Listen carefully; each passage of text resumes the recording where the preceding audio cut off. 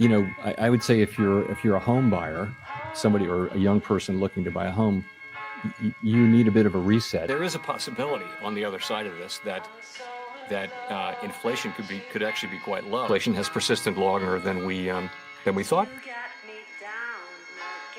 Breaking news: as the fruit of our labor appears to finally be getting somewhere, as we appear to finally have results from all of the effort we've all been putting into eliminating and abolishing property taxes and holding our government responsible for the overspending and overvaluation on our properties. As last night, and you guys, I redid this entire Wednesday video for this last night, announcement from Attorney General Ken Paxton launching a statewide investigation of nearly 1,000 Texas cities to ensure municipal transparency and to stop illegal tax increases. And not only are we going to go over that, we're going to go over what has been happening in Minnesota with the fact that they've been funneling their property taxes into NGOs, committing massive amounts of fraud. All of the things that Mitch and I have been warning you about for the last year, obviously spearheaded by our friend Mitch Vexler. And before we really dig in, Mitch Vexler, the first thing I want to say is congratulations, sir. The second thing I want to say is how are you today?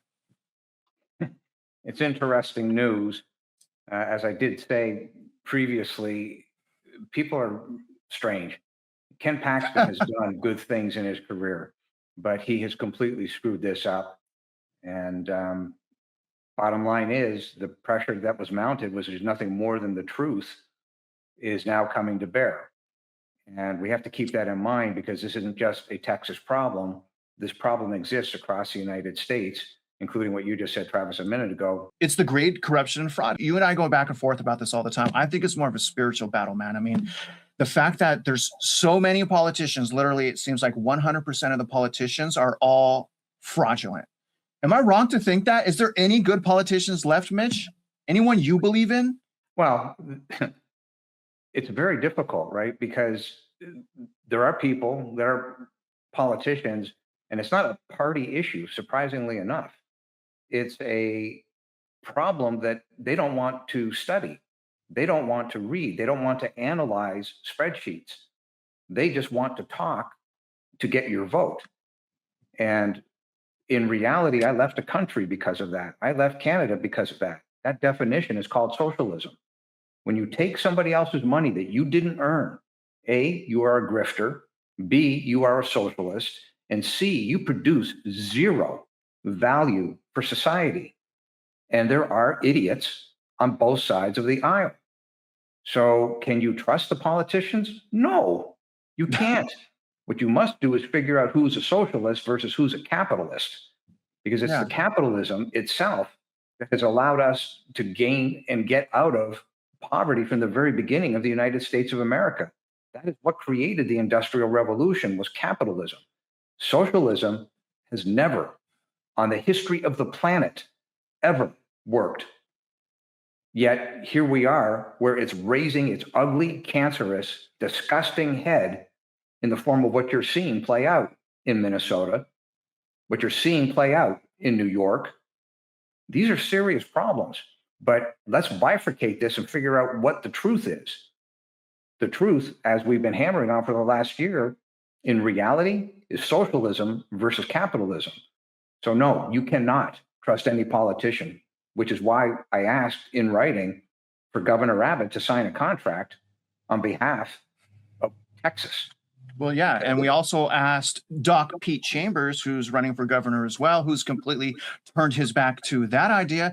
And Mitch, I don't understand why it's so hard for politicians like Doc Pete Chambers, that's running for governor of Texas, to understand that the people no longer trust politicians. And it's our duty to do everything in our power to make sure that these politicians are real. And so the fact that he's not stepping up to a challenge that we've issued to him, to me, demonstrates that he's no better than the rest of them. I'm talking his political career. I'm not talking about his heroism in the field, because I believe he is a hero. Either way, Mitch, let's go into the story, because I think people are going to start realizing that, yes, we can make a difference, and we can make a difference together, and the activism is working. Coming out yesterday evening, Attorney General Ken Paxton launched a statewide investigation of nearly 1,000 Texas cities to ensure municipal transparency and to stop illegal tax increases. And I'm going to show you guys before the end of this a school that is not in compliance right now. So if I'm sitting back thinking, why only 1,000 cities? I can show you another 1,000 cities in my sleep that are violating the law, and Mitch can do 2,000 on top of that. Attorney General Ken Paxton had launched a major initiative to ensure the hardworking people of Texas are. This guy, man. I mean, anyways, why did it take so long, Ken Paxton? Why did it take so long? Are you doing this now because of all of the documents that we've been sending to you? Either way, thank you for doing it. This goes on. The people of Texas receive municipal budget transparency, and that municipalities do not engage in unlawful tax increases. As part of the review, Attorney General Paxton has requested financial documents and information from nearly 1,000 Texas cities to date, and that number will continue to grow. SB 1851 is a recently enacted state law that bars cities who do not strictly follow Texas financial statement audits and transparency requirements from raising taxes above the no new revenue rate. And I'm reading this, and the first thing I'm thinking is, why were they allowed to do that to begin with if they're not in compliance? If they're not in compliance, does that mean they should not be on the board? You guys see what I'm saying? Doesn't 2 + 2 = 4?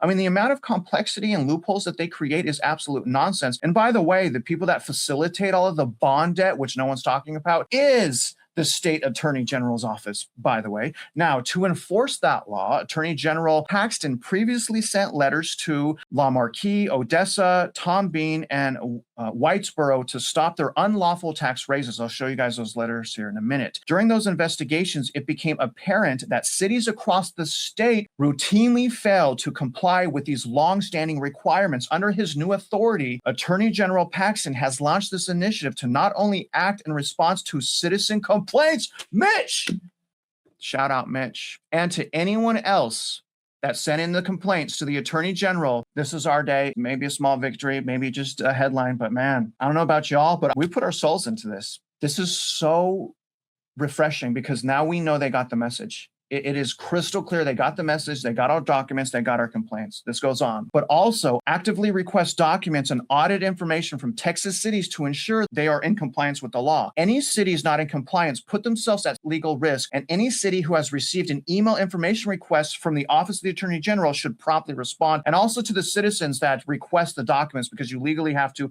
provide documents to the citizens as well. Local officials will not be allowed to ignore the law, cover up their finances, and burden Texans with never-ending tax increases. Our cities and municipalities must prioritize transparency and maximizing the tax burden on every citizen across the state. While many cities have already complied with these requirements, I'm launching this review to ensure that the law is universally followed. Taxpayers are respected. They didn't respect me. I got an active lawsuit from them assaulting me. They didn't respect me. And local government is accountable to all Texans. Attorney General Paxton's review includes some of the largest cities, including Houston. Maybe he got it. Maybe he got our stuff from Houston, guys. Galveston, San Antonio, Dallas, Fort Worth, Lubbock, Wichita Falls, McAllen, Beaumont, and all of these other ones now. Additionally, the Office of the Attorney General has created a complaint form that Texans can fill out if they believe local officials are violating SB 1851 audit requirements. The complaint can be found here. And let me show you guys real quick what that looks like. Here's the complaint. It's very easy to fill this out. I want you guys to come here. I want you to fill this out for all of the places that you find a violation. And if you want a head start, here's a violation right here. This is Lindsay Independent School District. Literally, you can do this right now, and I would respect you if you did. This is Lindsay Independent School District in Texas. Let's go down the required postings real quick and see if the most important one there, which is called the check register. Let's scroll down here. Oh my gosh, the only one that's missing, look at, I click it, nothing. The only one that's missing is the check register.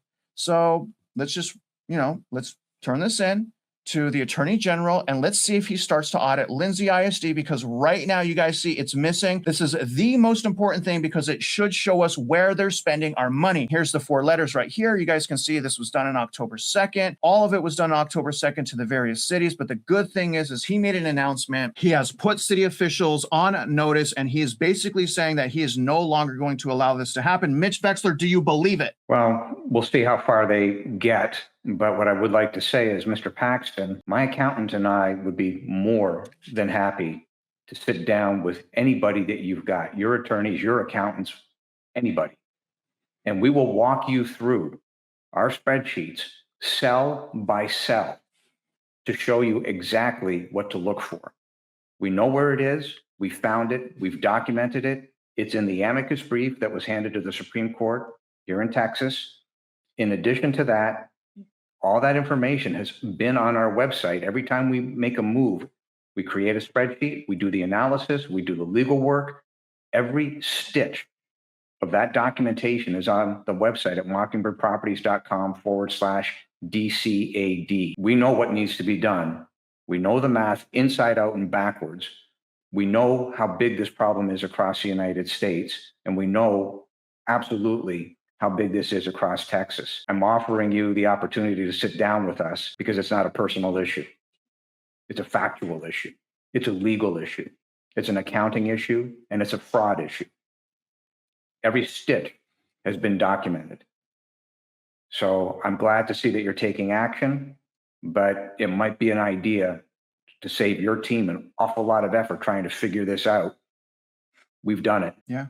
And I want to make a very, very important point. A lot of people are like, no, the ISD and the CADs don't work together to hit budgets. Ken Paxton, if you're listening, we have the chief appraiser of Denton County on audio saying that they are in fact backing in budgets to values, that they're removing the data from the system and manually editing that information to increase the taxes so that they can hit the value. They are working together. And another thing, if you need any help, okay, I will swallow my pride. I will shut my mouth and I will help you, and I will demonstrate to you and anyone else you want that the CAD software, and I could do this within seconds, is absolutely overvaluing houses. All I have to do is pull up active listings, compare that to what the assessment value is, and I will show you 6-digit overvaluation happening right now. So if you really care about your citizens, you must call on us and we will help explain to you crystal clear on how the overvaluation fraud is happening so that we can make a difference and hopefully repair everyone's legacy. Maybe you guys just didn't know what was happening. But either way, this is a step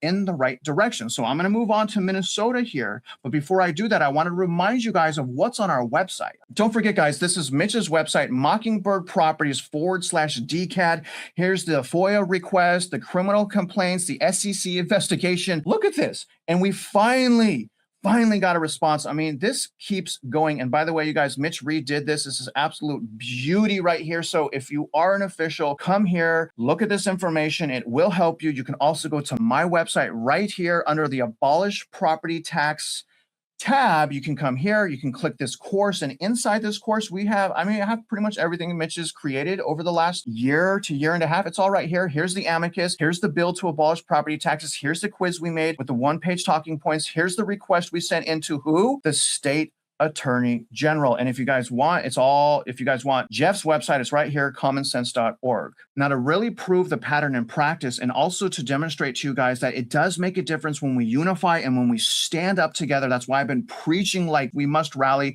We cannot trust these politicians. Even if these politicians start out good, they get corrupted almost immediately. They team up with the existing politicians, so they feed them money so that they can stay into office. That's just how it works. Regardless, we're going to listen to a story out of Minnesota, far away from Texas, about how they're funneling property tax income because they use our property tax like it's their money. It's like an unlimited credit card to these people, but they've been funneling millions of dollars through hundreds of NGOs fraudulently. And you guys, I'm going to tell you right now, if there's one cockroach, there's many. Thank you for being here. Thank you very much for having me on, Liz. Much like Doge and other acts of financial responsibility taken by President Trump and the Trump administration, you decided to follow the money for yourself.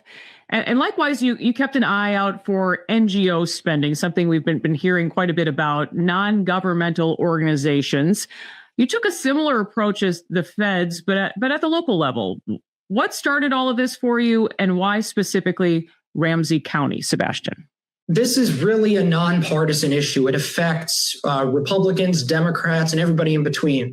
And in particular, it affects people in my generation, Gen Z, because the housing market is currently at its most unaffordable it's ever been. And people my age don't really have a hope of buying a house. And it also affects our seniors, who oftentimes are at fixed incomes and can no longer afford to live in the houses they've lived in all their lives. So we saw that Ramsey County has the highest property tax rate in the whole state at 1.47%. And we were wondering where this money was going. So we decided to file an information request with the Ramsey County office asking how many NGOs each year receive property tax money. We want the names. We want the exact dollar amounts each one receives. And we also want the audits. Now, on the website, it said that this information request is supposed to take 10 days. It took us 2 months. 2 months of repeatedly being ignored, stonewalled. And it was only after we went directly to one of the Ramsey County commissioners where we finally got at least some of the information that we requested. Now he's going to go into some of the fraud and overspending that went on. But as you guys listen to this, and I'm going to ask Mitch here at the end, I want you to comment below on what he's missing. He's missing a massive, massive mountain of fraud. Comment below if you know what that is. What exactly did you find? So after 2 months, they finally sent us a spreadsheet with some of the information we requested. And turns out that last year, Ramsey County gave a whopping $38.4 million to a total of 213 NGOs. And this is happening at a time when there is a 9.75% property rate increase in property taxes there in Ramsey County as well, right? Exactly. Yeah, that they proposed that for the next year's budget to increase property taxes by 9.75%. So they're spending $38.4 million on 213 NGOs, and now they want more. So you have 213 NGOs, $38.4 million in Ramsey County. You know, you think property taxes always, I think most of us think that they're tied to public safety, improving our sidewalks and our roads, but that is not what this list seems to reflect. Is that right, Sebastian? Property taxes are supposed to go towards fixing our roads, our schools, and paying for our police and fire departments. The main problem here is that property tax money does not belong in the coffers of NGOs. It just doesn't. And ultimately, I think that it's a gross misappropriation of funds. It's definitely wasteful. And I'm sure that many of the NGOs that receive money from Ramsey County do good work and provide good things. But again, money doesn't belong to them. It belongs to fix our roads and schools and pay for our police and fire departments. And also, Ramsey County doesn't have any metrics to gauge how these NGOs perform. They don't measure them in any way, from what I can tell, and they don't analyze whether or not they should be removed from the list for failure to provide the services that they are supposed to. So comment below if you know what he missed. You should know. You should know exactly what he missed. But I wanted to add to what he said. So those NGOs, they also create political action committees. Okay. So whenever there's a bond election in a city, those NGOs, they create this political action committee and they start advertising to the local community to pass bonds. They hide behind political action committees, guys. It's absolutely unbelievable. And the superintendents and the schools and all the people creating the bonds, they know about this because a lot of time they participate in it. We have so much stacked against us. That's why I always say, Mitch, the only solution here is to stick together and to stand up and rally together. And first, understand what's happening now. Mitch Vexler, can you please explain why he's missing 90% of the problem, which is the bonds and the cumulative compounding interest? Can you just share with him, that young man, and props to him, right? Big respect for following through. But could you explain to him why he's missing so much of what really is going on? Like if he really wants to see where the money's being spent, follow the bonds. Can you go into that, sir?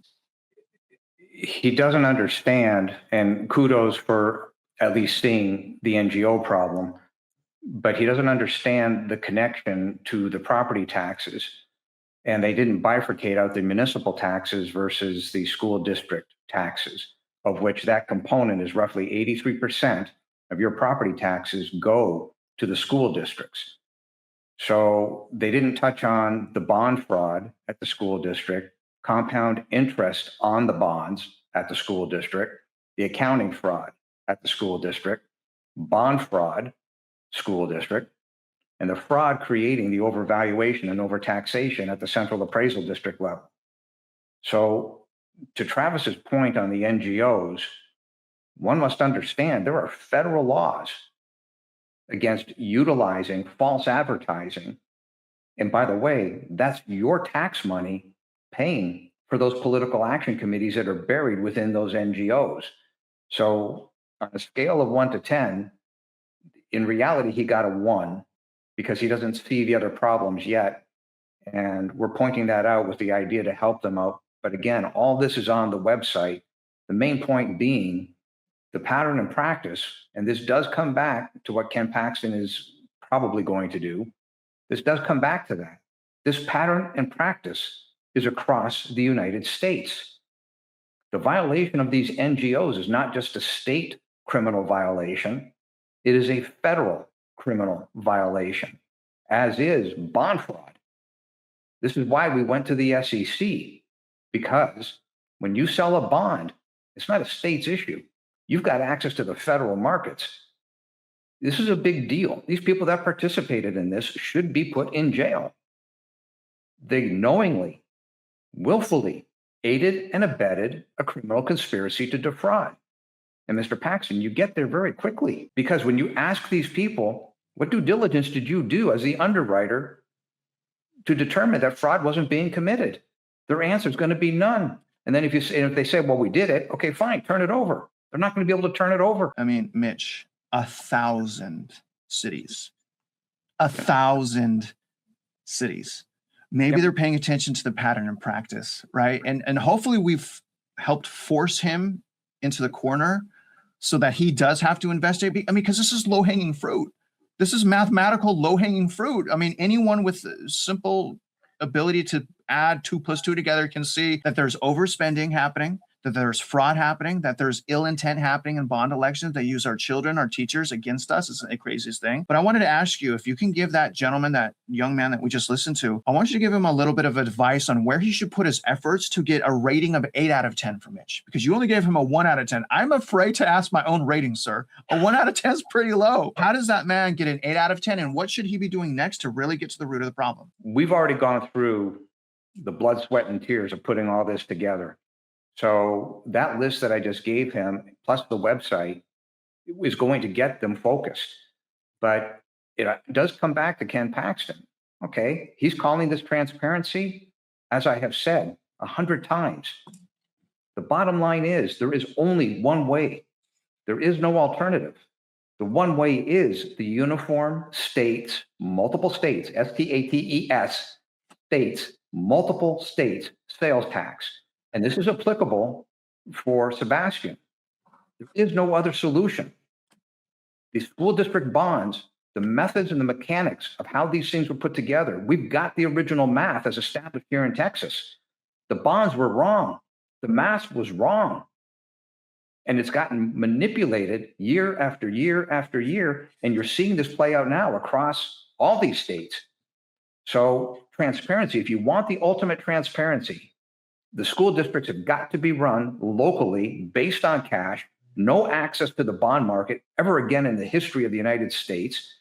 And you must enforce the uniform states sales tax.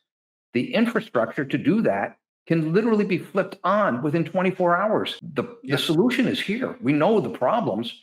So we'll see what Ken Paxton does. But the bottom line is we can save you an awful lot of effort, because we do know where the bodies are buried. It's all evidenced on our website. You know, Mitch, I'm almost at a lot of words. I'm so happy.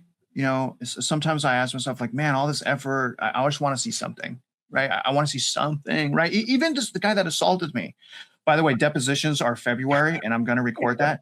I mean, the ability for citizens to hold accountable their officials is almost non-existent. But I did want to talk about something very important, because it's getting a lot of traction, which is abolishing property taxes, repealing property taxes, and replacing that with the state sales tax. Now, the first thing I want to say is this: for anyone that thinks that removing property tax is going to adversely affect renters, isn't paying attention to the math. I myself am a landlord. I pay $1,000 a month in property tax. I could tell you right now, 100%, if they remove property taxes and my liability is reduced by $1,000 a month, I will pass the entire amount to my tenant. But before I do that, I'm going to take active that rental and I'm going to put it on MLS, and then I'm going to re-rent it to the same tenant for $1,000 less, and I'm going to create a comparable, and I'm going to make my own market. So it's not going to adversely affect renters. And also it's going to help small businesses. A lot of people are only focused on removing property taxes from homestead, not realizing that they're also shafting small business owners, and they pass that liability on to all of the citizens in the area. So removing and abolishing property taxes not only helps renters, not only helps small businesses like crazy, it also helps farmers. My God, if farmers have a bad season, like soybean farmers, for example, they're going to go bankrupt. You must remove property taxes. And also, you guys, it will adversely help the poor, because do the poor own a house or do they rent a house? Ask yourself, what's the biggest expense of most people? It's their shelter. This helps everyone. But Mitch, I want to talk about a lot of rumors that have been going around on X, which is some developer basically just parroted Bancorp's whole point with abolishing property taxes, not realizing that that official has a property tax protest company and literally makes millions of dollars by property taxes staying as is. Millions of dollars. We can prove this. So the rumors are this: we could never abolish property taxes because in order to replace the income, sales tax must be 20% or higher. It's going around. I mean, this guy that's saying this, Mitch, he's like, you better do the math next time someone says that, not realizing that he didn't even do the math himself, and he's using numbers that aren't even accurate. So can you respond, going back into the state sales tax, and can you explain how this can help everybody? Impulsive opinions are wasted opportunity. That's my response to whoever is flapping their gums without the benefit of intellect. Impulsive opinions is wasted opportunity. If you're on X, you're preaching on social media, which means people are watching. What advantage are you giving to anybody that is watching your channel when you make statements that are not based on fact, but are based on pure fiction? The point being, what analysis did you do? What spreadsheets did you do? What articles did you write? What evidence have you assembled? What court filings have you done? Are you at the Texas Supreme Court? The answer to all the above is no, no, no, no, no. Therefore, everything you have said is of no value to the public. Like I said, wasted effort. Now, if you had something to say that was provable, that would be great. But this story has come to me 3 times in the last day. So it just is what it is. It's a person spouting something else that they think they know, when in fact, it isn't backed by facts. That's the problem. You're literally going against the people that you want to help. And your ignorance is not helping them, it's hurting them. You need facts to help people. And then the other point that I wanted to make, Travis, this is proof. What Ken Paxton is doing is absolute proof that by mom and pop getting involved in their local community, they can move the needle. This is why this advocacy is all local. Everything you're doing at a school district, mom and pop should go to the school districts, get involved. Get involved in your local politics and say, we're not going to put up with socialism. Look up the definition of socialism. We're not going to, and by the way, there's socialism on both sides of the aisle. That's the point. It's all local. The power is local. You've got 1,100 plus school districts in the state of Texas. Now, Ken Paxton is going to do what he's going to do. We're going to find out, and we'll hold his feet to the fire because the facts are the facts. But the point is, multiply this problem across the United States, and you end up with what is broadcast on our website. We've got the evidence. Again, 23 trillion in property overvaluation, from which in 2024 alone, they stole 450 billion. Now, this is just the overvaluation. That's not the taxes. That's just the overvaluation component over and above what should have been, if the laws were being adhered to, regular taxes. These are the facts. This is the stuff that these people can't repeat because they don't know it. And therein lies the big problem. It strengthened me because I was like, what is this guy talking about? So I went and I spent hours on this and I was like, Mitch, I can't do this anymore. But I went into all of Mitch's math myself and I redid it. I re-updated it with today's numbers. And honestly, and I won't step on anything you've done. You've done an amazing work, but I spent hours to cross-reference Mitch's work. I want to reassure you that. And actually, it was less than 15%. It was 14%. We'll show you guys that when some politician or anyone at all that wants to talk to us about how this works, plus it's all on our website anyways, but we redid it. And Mitch, speaking of redoing things, I want to explain something. Here's the problem. When we talk to these people's staff, they don't understand what we're saying. And when they don't understand what they're saying and they kind of BS us a little bit, it's very, very disrespectful, because we know they don't understand what we're saying, but they're acting like they not only understand what we're saying, but they know more about what we're saying than we're saying. So no matter how many times we've tried to explain to these people how things work, they just don't have the bandwidth to understand it. So Mitch, can you just go into one more time how much bond debt that you believe, counting the interest, is out there? Because we've been talking about off balance sheet. You've come up with an approximate number of 600 billion. Can you explain one more time how you came up with that number, since these people apparently can't understand how we're getting this number? It's a fraction, and it, as I've said before, it may actually be considerably low. Part of the problem is we did not delve into the 313 agreements. We didn't delve into the off-balance sheet financing. We don't know what's going on in the hidden investment pools. At some point, you got to call a spade and just say, look, this whole thing is bad and it's all got to go. There's no way to fix this. So the answer to the question specifically is, if you take the amount on average across the state of Texas of the outstanding school district bonds per household, multiply that by the number of houses, you're going to get over 600 billion, considerably over. But that's how you get there, because these debts, according to the BRB, which is it's the left hand of the Texas government versus the right hand of the TEA, they've got different numbers. And I spoke to the person that runs the BRB, although Governor Abbott is the chairman, but he admitted that we don't track all the bonds. We don't track all the data. So even there, if you just stick to what they've got and you total all that up, you're over 600 billion. But here's the problem. You've got compound cumulative interest on top of all this.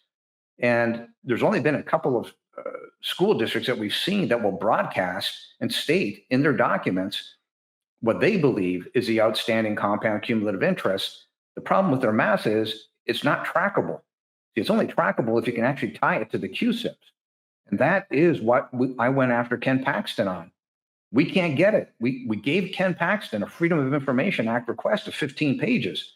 The response from Ken Paxton's office was, we're not the repository of the documents. 15 pages versus one sentence, and the one sentence is a lie. They must be the repository of the documents. Otherwise, that's irrefutable proof that the Attorney General's office didn't do their job. By the way, we have a state auditor's office here as well. We also have a state comptroller. Either way, all three divisions of the Texas government clearly didn't do their job. This isn't up for debate. If you did your job, then where is the total, the real total of today's outstanding bonds? Where is the real total of the outstanding compound cumulative interest across all 1,100 districts, including those that don't even have bonds, right? You've got to figure out what's going on here. And that's why I offered at the beginning of this, Mr. Paxton, it's not a personal issue. We'll give you everything we've got. That's why we created the website.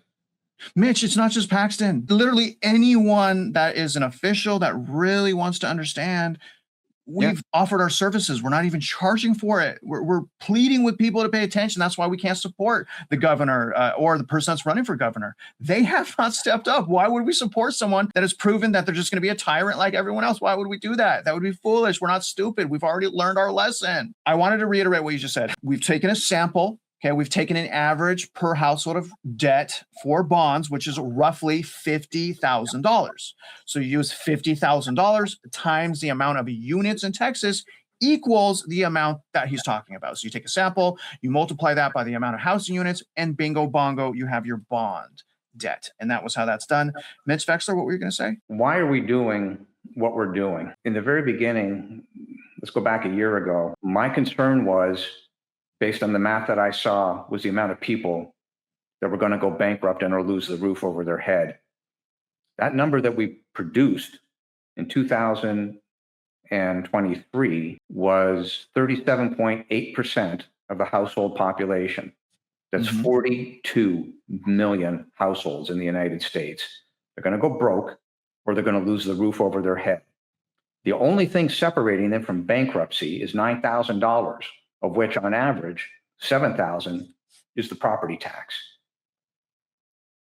The reason I wanted to dance down this road is because of fear of the War of 1776, taxation without representation, fear the violence, because when you steal money from people and you cause them to go bankrupt and they figure out who's responsible, well, whoever is responsible is going to end up with what they deserve. And I don't want to see the violence. I don't want to see this war play out. But these politicians that are kicking this can down the road, that absolutely irrefutably has been known at a minimum since 2015, because we've got the document from the state of California, California Policy Institute. And it was based on a 14-year study going back to the year 2000. Well, isn't it interesting that Governor Abbott was the Attorney General for the state of Texas in the year 2001? Look at the machinations and the timeline, kicking this can down the road.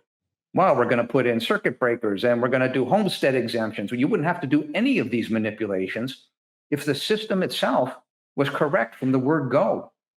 But as I mentioned, the math was flawed. The theory behind it was flawed, and it does not, under any circumstance, conform to the 16th Amendment to the U.S. Constitution. States did this and got away with it, thinking that, well, okay, isn't this great? But over and above that, I want to point something out. It's a big deal. Who's the money going to? This money, your property taxes, this compound cumulative interest is now magnitudes bigger than the original principal. Who's getting the money? Well, the answer is the banks. Who's getting the money from the Federal Reserve? When the Federal Reserve prints money, hands it out, do you realize it's the game, it's the compound cumulative interest? The population are the pawns. Speaking of the pawns, Mitch, looking at your info, I think it's higher than 37. I think it's higher than 37%, the 40 million. And the reason I think that is look at how many Americans, it's something like 60 to 70% are living paycheck to paycheck.